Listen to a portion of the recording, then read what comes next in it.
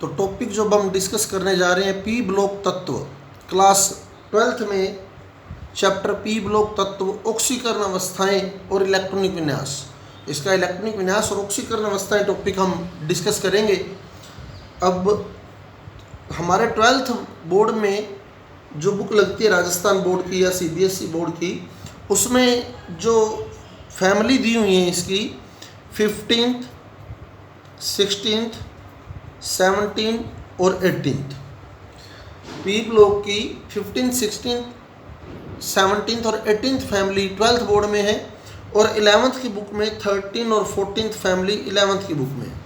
तो दो फैमिलियाँ 13वीं और 14वीं फैमिली तो 11वीं की बुक में दी हुई है।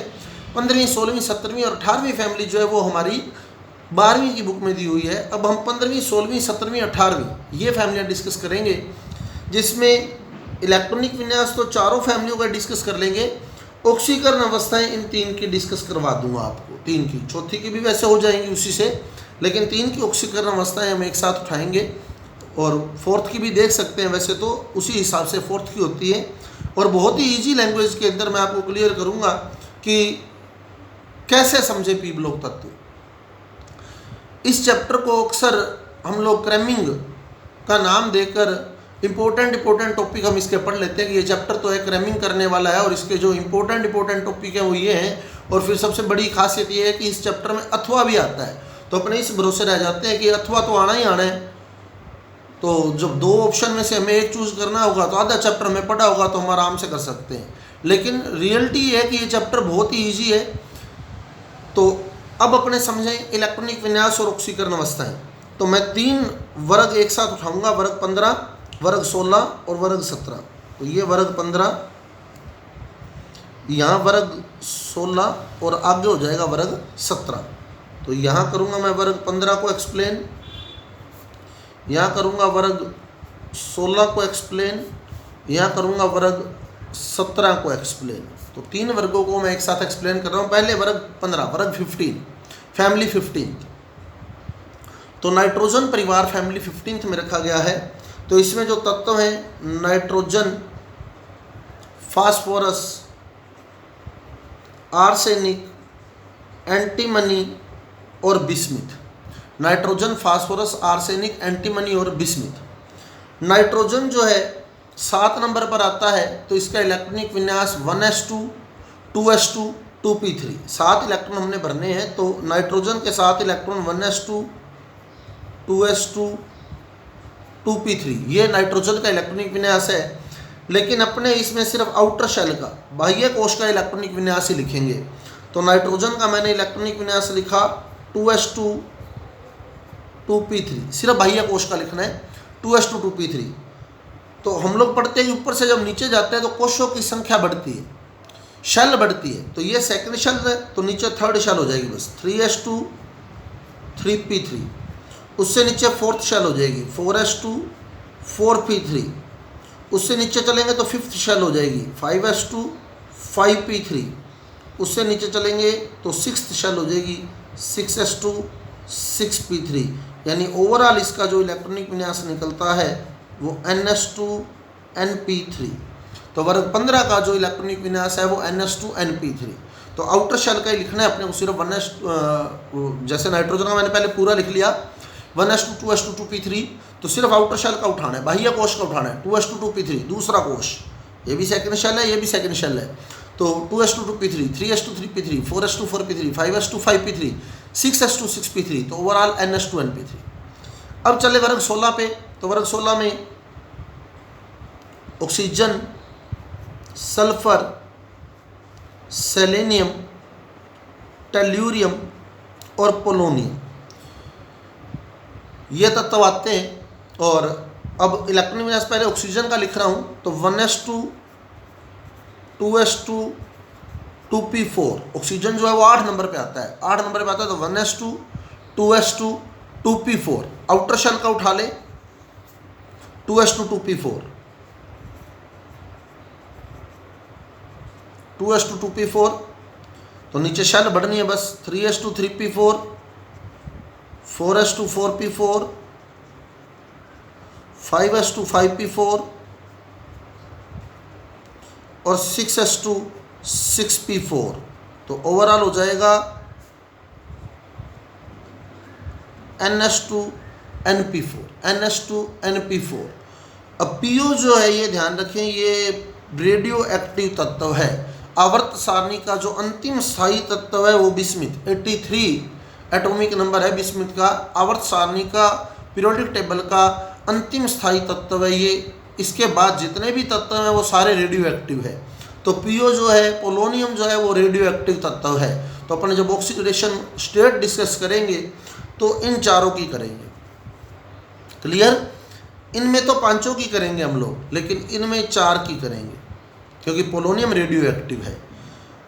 अब आगे चलें तो हेलोजन फैमिली कहते हैं ग्रुप 17 को, फैमिली 17 को halogen family. F fluorine, chlorine, bromine, iodine और एस्टेटिन।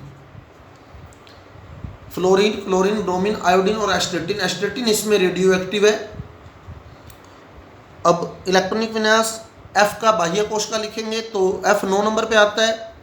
तो 1s में 2 इलेक्ट्रॉन, 2s में 2 इलेक्ट्रॉन, 2p में 5 इलेक्ट्रॉन। अब बाह्य कोश का लिखना है अपने को सिर्फ, तो बाह्य कोश का होगा 2s2 2p5, Cl का 3s2 3p5, ब्रोमीन का 4s2 4p5। सिर्फ बाह्य कोश आउटर शेल का ही लिखें 5s2 5p5 और एस्टेटिन का 6s2 6p5। तो ओवरऑल NH2 NP5 NH2NP5। तो यहाँ देख लें आप लोग, P ब्लॉक तत्व है तो इलेक्ट्रॉन P सब शेल में भरा जाना है, P उपकोश में भरा जाना है। तो यहाँ P में 3 इलेक्ट्रॉन थे, आगे P में 4 हो गए, आगे P में 5 हो गए, तो वर्ग 18 में जाएंगे तो P में 6 हो जाएंगे। तो उसका जो विन्यास आएगा वो NH2NP6 आएगा। तो ये इलेक्ट्रॉनिक विन्यास है, सामान्य इलेक्ट्रॉनिक विन्यास NH2NP3। कई बार सिंपल सा क्वेश्चन आ जाता है कि वर्ग 16 के तत्वों का सामान्य इलेक्ट्रॉनिक विन्यास लिखो, तो NH2NP4 है। वर्ग 15 के तत्वों का सामान्य इलेक्ट्रॉनिक विन्यास NH2NP3 है। वर्ग 17 के तत्वों का सामान्य इलेक्ट्रॉनिक विन्यास NH2NP5 है। अब इस विन्यास से ही हम लोग ऑक्सीकरण अवस्थाएं करेंगे, ऑक्सीडेशन स्टेट करेंगे। बुक में जो ऑक्सीकरण अवस्थाएं हैं वो टॉपिक अलग दिया हुआ है हमारा, और हम लोग फिर एक बार क्रैमिंग पर उतर आते हैं कि वर्ग 15 की कौन कौन सी ऑक्सीकरण अवस्थाएं हैं, वर्ग 16 की कौन कौन सी ऑक्सीकरण अवस्थाएं हैं, वर्ग 17 की कौन कौन सी ऑक्सीकरण अवस्थाएं हैं। तो ऑक्सीकरण अवस्थाएं अब हम डिस्कस करेंगे इसी इलेक्ट्रॉनिक विन्यास से। तो NH2NP3, तो NS में 2 इलेक्ट्रॉन है,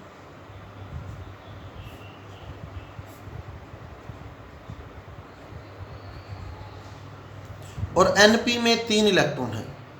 NS में 2 इलेक्ट्रॉन है और NP में 3 इलेक्ट्रॉन है। और D जो है वो बिल्कुल वैकेंट है।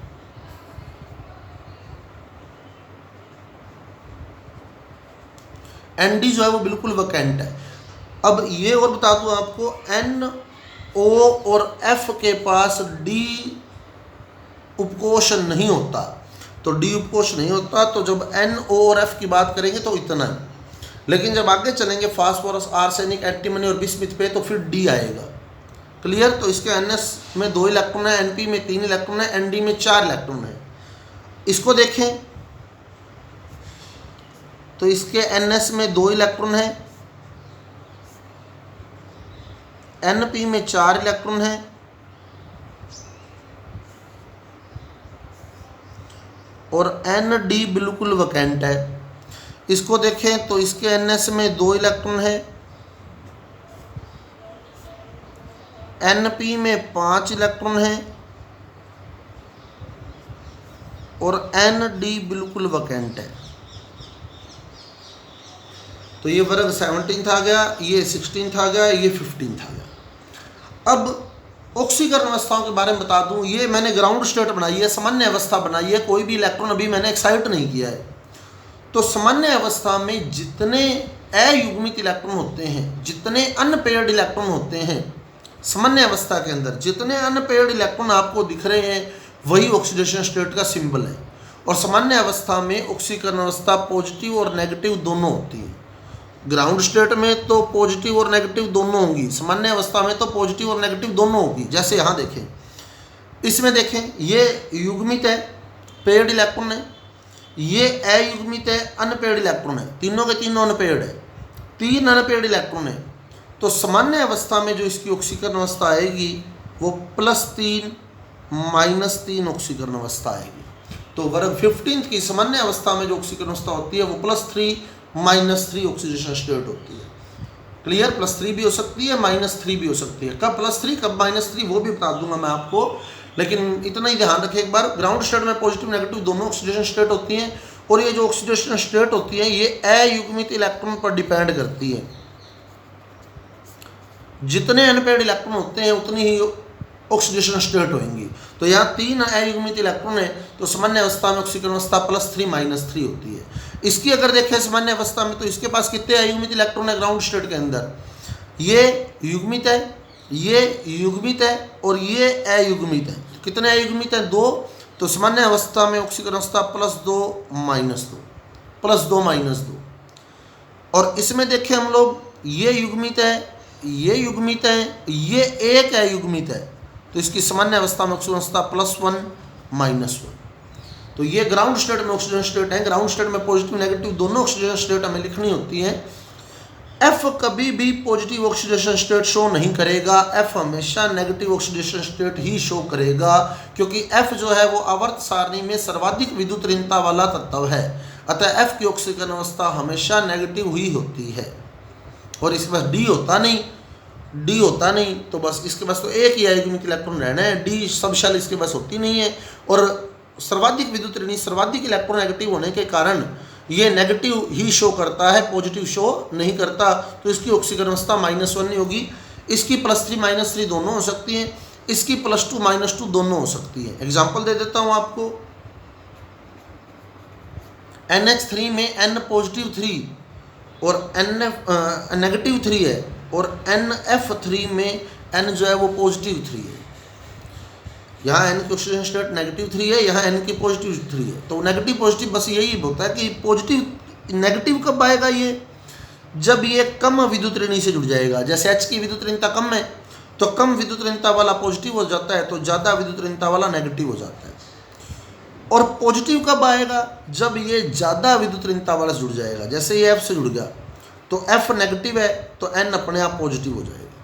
तो पॉजिटिव नेगेटिव दोनों हो सकते हैं ग्राउंड स्टेट के अंदर। लेकिन जब हम एक्साइटेड स्टेट में जाएंगे, उत्तेजित अवस्था में जाएंगे, तो फिर सिर्फ पॉजिटिव ही होती है ऑक्सीजन स्टेट, नेगेटिव नहीं होती। एक्साइटेड स्टेट में सिर्फ पॉजिटिव ऑक्सीजन स्टेट ही होती है, नेगेटिव नहीं होती। अब इसमें देखिए एक्साइटेड स्टेट क्या है। ये जो पेयर्ड इलेक्ट्रॉन है, युग्मित इलेक्ट्रॉन है, इसको जंप करवा के हम D में ले जाएंगे, जो कि वैकेंट है, बिल्कुल खाली है। तो NS वाला एक इलेक्ट्रॉन हम D में ले जाएंगे। तो NS वाले एक इलेक्ट्रॉन को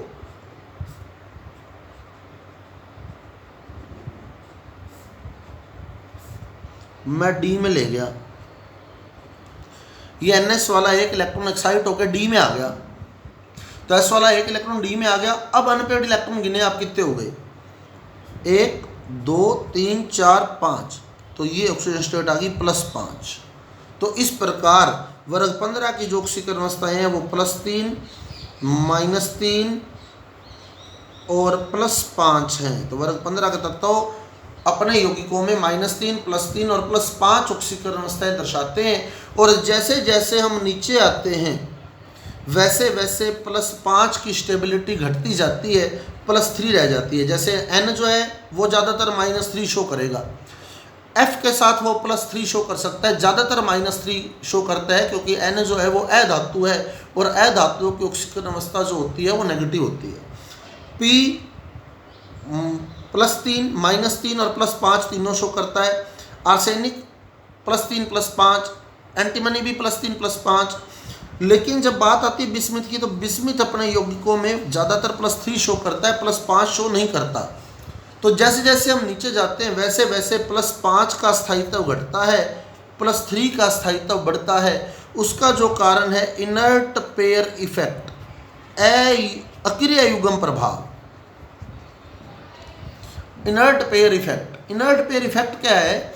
P ब्लॉक के अंदर हम जैसे जैसे नीचे जाते हैं वर्ग में, जैसे जैसे हम वर्ग में नीचे जा रहे हैं वैसे वैसे अक्रिय युग्म प्रभाव लगता है। अक्रिय युग्म प्रभाव क्या होता है? युग्म पेयर यानी जोड़ा। तो एस में जो इलेक्ट्रॉनों का जोड़ा है वो बॉन्ड बनाने में पार्टिसिपेट नहीं करता, बंध बनाने में अपना योगदान नहीं देता। तो जब नीचे आएंगे तो एस वाला पेयर जो है वो बॉन्ड फॉर्मेशन में कोई रोल प्ले नहीं करेगा। तो जब एस वाला इलेक्ट्रॉन बॉन्ड फॉर्मेशन में जाएगा ही नहीं तो उसके बाद आप एक्साइटेड स्टेट भूल ही जाओ। क्लियर? एक्साइटेड स्टेट नहीं आएगी वहाँ। तो एस वाला इलेक्ट्रॉन, इनर्ट पेयर इफेक्ट क्या है? एस वाला जो इलेक्ट्रॉन है वो बॉन्ड बनाने में भाग नहीं लेता। तो फिर बच्चे पी के 3 ही। तो 3 के आधार पर ही इसकी ऑक्सीकरण अवस्था लिखते हैं। तो बिस्मिथ जो होता है वो सामान्यतः +3 ऑक्सीकरण अवस्था शो करता है, +5 ऑक्सीजन स्टेट शो नहीं करता। तो क्वेश्चन आता है वर्ग 15 में नीचे जाने पर +5 का स्थायित्व घटता है जबकि +3 का स्थायित्व बढ़ता है। +5 का स्थायित्व घटता है जबकि +3 का स्थायित्व बढ़ता है। इसका कारण है अक्रिय युग्म प्रभाव। अब अक्रिय युग्म प्रभाव है क्या? इनर्ट पेयर इफेक्ट है क्या? जैसे जैसे हम नीचे जाते हैं वैसे वैसे एस के जो इलेक्ट्रॉन है वो बॉन्ड बनाने में पार्टिसिपेट नहीं करते, अतः पूरा के पूरा युग्म अक्रिय हो जाता है। इसी प्रभाव को हम अक्रिय युग्म प्रभाव, इनर्ट पेयर इफेक्ट कहते हैं। तो एस वाला युग्म अक्रिय हो गया बिल्कुल, तो पी के 3 ही बॉन्ड बनाएंगे। तो 3 बॉन्ड के आधार पर इसकी ऑक्सीजन स्टेट जो है +3 आएगी। क्लियर? तो इस प्रकार जो है वर्ग 15 की जो ऑक्सीजन अवस्था -3 +3 +5। अब चले वर्ग 16 पर। तो सामान्य अवस्था में +2 -2, उत्तेजित अवस्था में आए अगर हम, तो इसमें देखें आप पी में भी इलेक्ट्रॉन का जोड़ा है। तो पहले इसको उत्तेजित करवाएंगे, यहाँ लाएंगे डी में।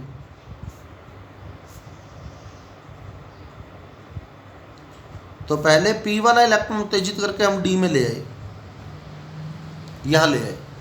अब देखिए कितने इलेक्ट्रॉन जो है वो अयुग्मित हो गए हैं। ये जोड़ा है, ये अयुग्मित है, 1 2 3 4, ये अनपेयर्ड है 4 इलेक्ट्रॉन अनपेयर्ड है। तो ऑक्सीजन स्टेट आ गई +4। उत्तेजित अवस्था में एक्साइटेड स्टेट में पॉजिटिव ही होगी, ग्राउंड स्टेट में पॉजिटिव नेगेटिव दोनों लिखनी है। अब अभी भी इलेक्ट्रॉन का जोड़ा पड़ा है तो इसको फिर उत्तेजित अवस्था में ले जाएंगे। तो अब ये वाला इलेक्ट्रॉन भी उत्तेजित होकर